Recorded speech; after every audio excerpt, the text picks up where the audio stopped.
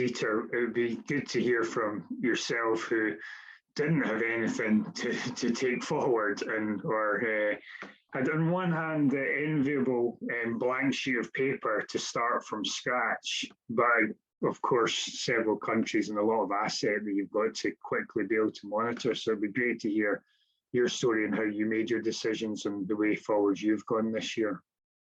Yeah, it's interesting that you mentioned this blank piece of paper, which is also kind of let's say opportunity, right? So building a IT stack on the green field is nothing that happens to IT people a lot in their life. So we started investigations already back in the beginning of early 2019. So that was far before the Vantage Towers company was established. In the frame of the project establishing that, we early looked at the markets where we wanted to demerge the business, and we have scanned their current tool landscape that covers the tower company scope. And what we found is, and that is not a surprise, it's similar to what Diego said, of course, a real zoo of different kinds of applications, homegrown, proprietary. Also, Vodafone was grown historically, right? So, and the markets have grown their applications, etc. So it was a real zoo, and we could not identify anything that we could take forward as the blueprint for our target asset management system, a workflow management system in Vantage.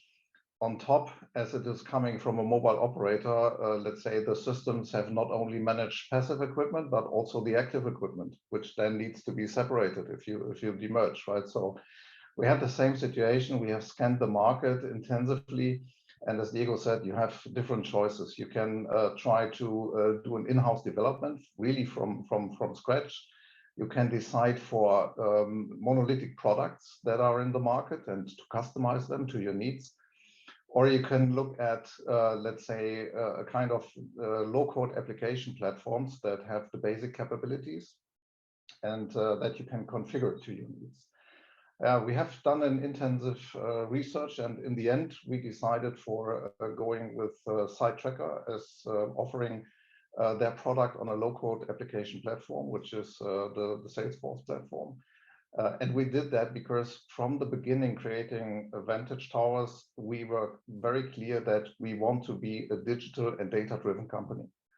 So we clearly looked at to combine, manage our inventory and assets jointly with managing our processes and workflows. So really work after workflows, and the data that is created along the workflows, having that in the same system, right? That was a bit the idea.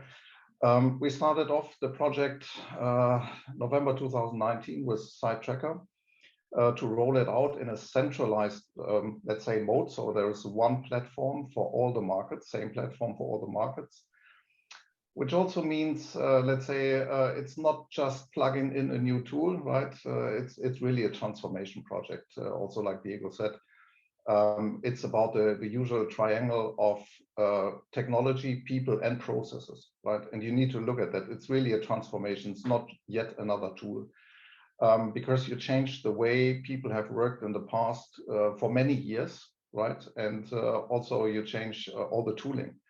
And also you need to look at the interface layer between, not technically, but from the processes between the new tower company, Vantage Towers, and its customers, also the main customer, Vodafone, right? Also that differs market by market. So it combines introduction of a new tool with a lot of people change management and especially process harmonization. That's the journey we started, as I said, in November 2019. We decided for agile implementation, and I have to say luckily, because these big transformation projects with a triangle doing in traditional waterfall, collecting requirements, delivering something after 1 or 1.5 years, that does not work anymore in this fast-paced business environment, technology environment. So we rolled out after 6 months the first minimum viable product to all markets, and since then We have then expanded the solution with use cases, with data, etc., and we plan to have it ready by summer this year. Let's say the first time implementation, as Diego said, software, as you know, is never ready. It's never finished, right? So always there are new ideas, technology changes, the services that you offer change. So you have to frequently adapt that. And this is also why we made the decision for Sitetracker, because we wanted to have a solution where we can quickly implement things and in an agile way do show and tell with the users and get early feedback whether it works or not, and then go to the next step. For this, my opinion is you need something very configurable instead of doing code customization, which sometimes can be very cumbersome.